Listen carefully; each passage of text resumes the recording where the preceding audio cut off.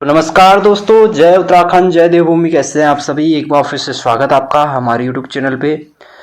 तो उत्तराखंड जो nursing officer भर्ती वर्तमान समय में 600 कुछ पदों पे चल रही है, जिसको लेकर उत्तराखंड बेरोजगार नर्सिंग संघ एवं उत्तराखंड जो बेरोजगार नर्सिंग एकता मंच है, लगातार जो है सीनियरिटी वाइज करने को मांग को लेकर धरना प्रदर्शन जो है बेरोजगार नर्सिंग संघ का जारी है। और इसी बीच उत्तराखंड के जो स्वास्थ्य मंत्री है डॉक्टर धन सिंह रावत, उनका क्या बयान यहाँ पे सामने आया है, यहाँ पे आगे चल के देख लेते हैं। तो पहले आपको ये बता दें कि नर्सिंग बेरोजगार संघ है अपनी मांगों को लेकर अभी कुछ समय पहले उत्तराखंड कांग्रेस प्रदेश अध्यक्ष से भी उन्होंने अपनी मुलाकात करी थी। इस बीच नर्सिंग भर्ती को लेकर विपक्ष पर पलटवार यहाँ पे किया गया है। डॉक्टर धन सिंह रावत का दावा, सरकार युवाओं को दे रही पारदर्शी भर्ती के अवसर, विपक्ष गुमराह कर रहा जनता को। तो उत्तराखंड में जो चिकित्सा स्वास्थ्य एवं परिवार कल्याण विभाग और चिकित्सा शिक्षा विभाग में नर्सिंग अधिकारियों की भर्ती को लेकर विपक्ष प्रदेश के युवाओं को गुमराह कर रहा है, जबकि भर्ती प्रक्रिया उत्तराखंड अधीनस्थ नर्सिंग अराजपत्रित सेवा संशोधन नियमावली 2022 के अनुसार राज्य चिकित्सा सेवा चयन बोर्ड के माध्यम से हो रही है। स्वास्थ्य एवं चिकित्सा शिक्षा मंत्री डॉक्टर धन सिंह रावत ने कहा कि विपक्ष हमेशा युवाओं को भ्रमित करता रहा है। उन्होंने कहा कि राज्य सरकार बेरोजगार युवाओं को सरकारी नौकरियों में लगातार अवसर प्रदान कर रही है। स्वास्थ्य विभाग में 103 और चिकित्सा शिक्षा विभाग में 587 पदों पर भर्ती प्रक्रिया चल रही है।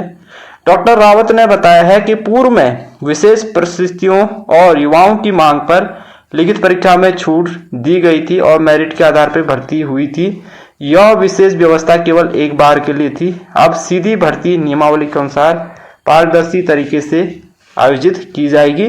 डॉक्टर रावत ने कांग्रेस प्रदेश अध्यक्ष गणेश गोदियाल के आरोपों को निराशा और हताशा का प्रतीक बताया।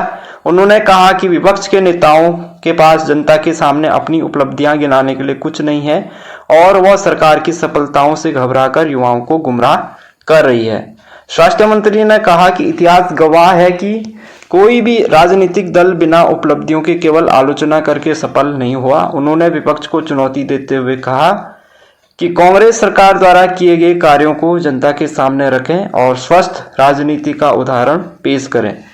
डॉक्टर रावत ने यह भी कहा कि प्रदेश की जनता समझदार और शिक्षित है और सही मायने में उनके हित में काम करने वाले दल को पहचान सकती है।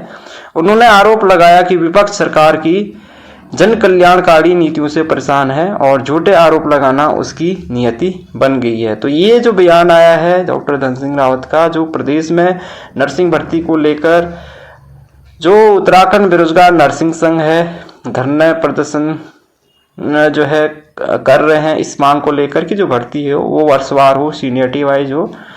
और यहाँ पे इस बीच धन सिंह रावत का जो है जो बयान आया है ये अपने आप में एक बड़ी अपडेट है। और यहाँ पे इन्होंने साफ साफ ये कहा है कि जो नर्सिंग भर्ती प्रक्रिया है उत्तराखंड अधीनस्थ नर्सिंग राजपत्रित सेवा संशोधन नियमावली 2022 के अनुसार राज्य चिकित्सा सेवा चयन बोर्ड के माध्यम से हो रही है। और यहाँ पे ये भी साफ साफ कहा गया है कि जो लिखित परीक्षा में जो छूट दी गई थी वो विशेष परिस्थितियों और युवाओं की मांग पर दी गई थी और मेरिट के आधार पर भर्ती हुई थी और यह विशेष व्यवस्था केवल एक बार के लिए हुई थी। और अब सभी भर्ती नियमावली के अनुसार पारदर्शी तरीके से आयोजित किया जाएगा। तो आने वाले टाइम पे, आने वाले दिनों में क्या अपडेट निकल के आती है, बेरोजगार नर्सिंग संघ धन सिंह रावत की इस बयान के ऊपर क्या अपडेट देता है और आगे चल के क्या उनका डिसीजन रहता है। धरना प्रदर्शन तो उनका आज से शुरू हो चुका है, आगे क्या जो है बड़ी अपडेट आती है, इसी तरह की अपडेट के लिए आप चैनल से जुड़े रहिए।